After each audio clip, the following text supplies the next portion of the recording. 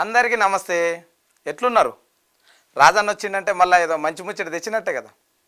ఇవాళ ఏం ముచ్చట అంటే ఒకడ ఇది ఇన్నోళ్ళంతా పరిశాన్ అవుతారు. అంటే పలుకుబడి అంటే ఏందో చూస్తారు. ఇక హనుమకొండ జిల్లా సుబేదార్ పోలీస్ స్టేషన్లో అన్నట 8 మంది చిన్నారుల మీద కేసు పెట్టిల్లట. వాళ్ళ వయసు ఎంత అనుకుంటారు? వాళ్ళు ఏం తప్పు చేసిళ్ళు అనుకుంటారు? చెప్పనా? అది ఏంటిదంటే చిన్నపిల్లలు అక్కడ ఏదైతే రామ్నగర్లో ఒక అపార్ట్మెంట్ కన్నట కారు పెట్టిండట ఒక పెద్ద మనిషి. ఆ పిల్లలు ఇట్లా గీసేసరికి మొత్తం గీతలు పడ్డాయట కారుకు గీతలు గీసిల్లని సుబేదార్ పోలీస్ స్టేషన్లో కేసు పెట్టిండట ఒక ప్రబుద్ధుడు. ఎవరు అనుకుంటారు? ఆయన ఓ సిఐడిలో పనిచేస్తాడట, పెద్ద కానిస్టేబుల్ అట ఆయన. అంటే కానిస్టేబుల్ తన పతారతోని 8 మంది మీద పిల్లల మీద కేసులు పెడితే అది ఎప్పుడు 2 నెలలు అవుతుంది.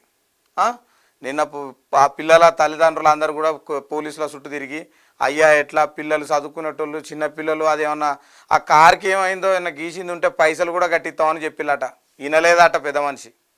ఏంటంటే ఆయన పోలీసు కదా, ఇక నాకు చెప్పేటోళ్ళు ఎవరు అని పోయిండు. ఆ పతారు ఉపయోగించి 8 మంది మీద కేసులు పెడితే ఇగో నిన్న సత్యనారాయణ సార్ అని ఉంటాడు అక్కడ సిఐ సుబేదార్లా, నిజంగానే వాళ్ళ మీద అయినాయి. ఏం కేసు అంటే ఇట్లా ఉన్నది కథ.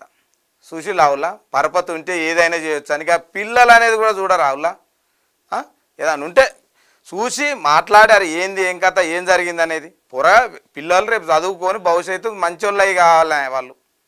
అట్లాంటిది వాళ్ళ మీద ఇప్పుడే కేసులు అయితే ఎట్లా చెప్పుర్రి? మీరు మంచి ఉద్యోగమే చేస్తారు, మీరు ఆలోచించాలి కదా సార్.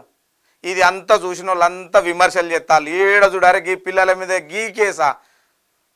నిజంగా పెద్ద కేసు దొంగతనం చేసిండు లేకపోతే ఏదైనా తప్పుడు పని చేసిండు అంటే దానికి కేసు ఉంది, దానికి అన్నీ ఉన్నాయి, చట్టాలు ఉన్నాయి. ఎందులో చిన్న దాని మీద కూడా ఇంత పిల్లల మీద పతాపమా అని అందరూ గుసగుసలాడతారు.